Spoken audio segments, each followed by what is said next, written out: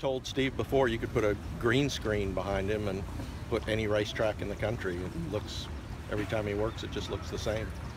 And he's got his little work buddy, Gettysburg, and they seem to be a pretty well-matched pair. Is it by design that he's gray, Gettysburg, as far as No. the joke being that get used to getting by arrogant? No, that was not by design. It's more his, he's just a good workhorse. So I think Untappable had Goldhawk that worked with her, who happens to be a half brother to West Coast. And so yeah, he just needed it. It's not like you can just pull anybody out of the barn and work with him. You got to have somebody that's got some talent. You have to have a pretty good horse that'll work with him. So yeah, everything went kind of according to plan. We'll see how he comes out of the race, out of the work. And he's scheduled to fly to California tomorrow. And he'll go to Santa Anita because you can't get into Del Mar until Yes. 10 days out. Correct. And that's been Steve's kind of modus operandi in California.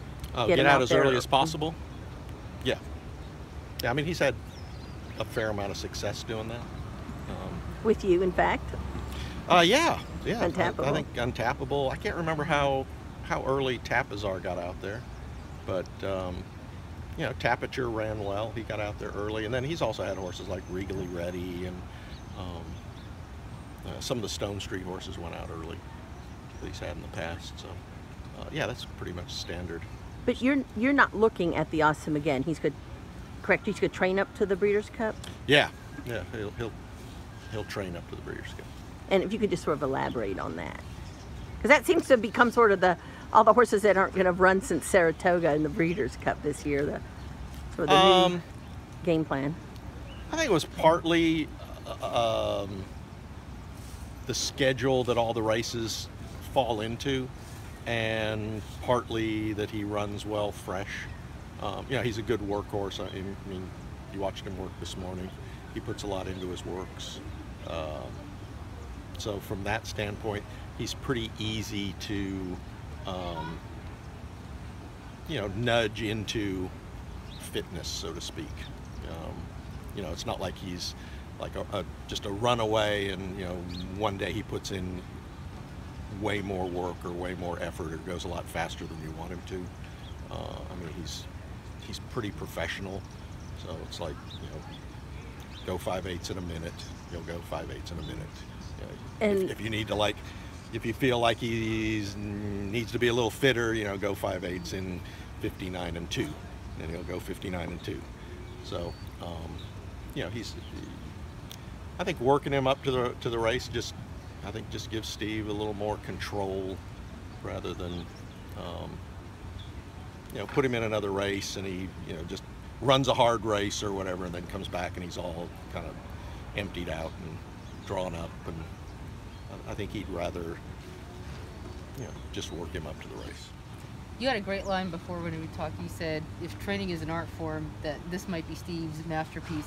What are some of the intangibles that you think that, and just talk about how fine a line that Steve has towed with getting the horse to get enough in the morning to get the result in the afternoon, and just, what are some of the intangibles that you think Steve has been really instrumental with bringing out in Gun Runner? Like any other good trainer, you have to recognize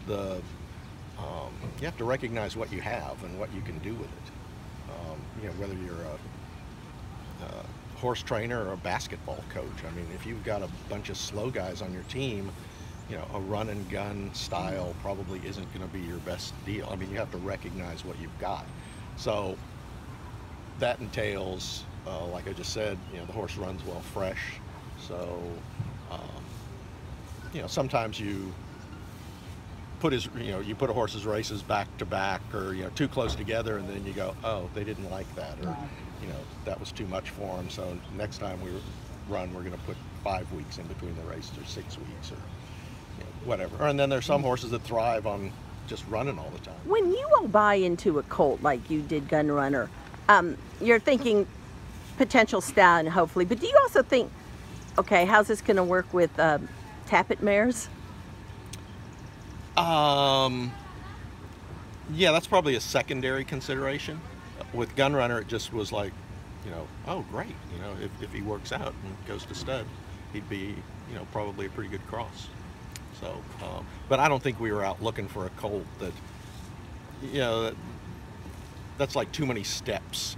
You know, it's like go find a colt and then, you know, hopefully he's a Breeders' Cup Classic winner or a, you know, 4-time Grade 1 winner, and then he'll go to stud and we can breed him with Tappet mares. That's the fact that he probably will cross well with Tappet mares is just a bonus.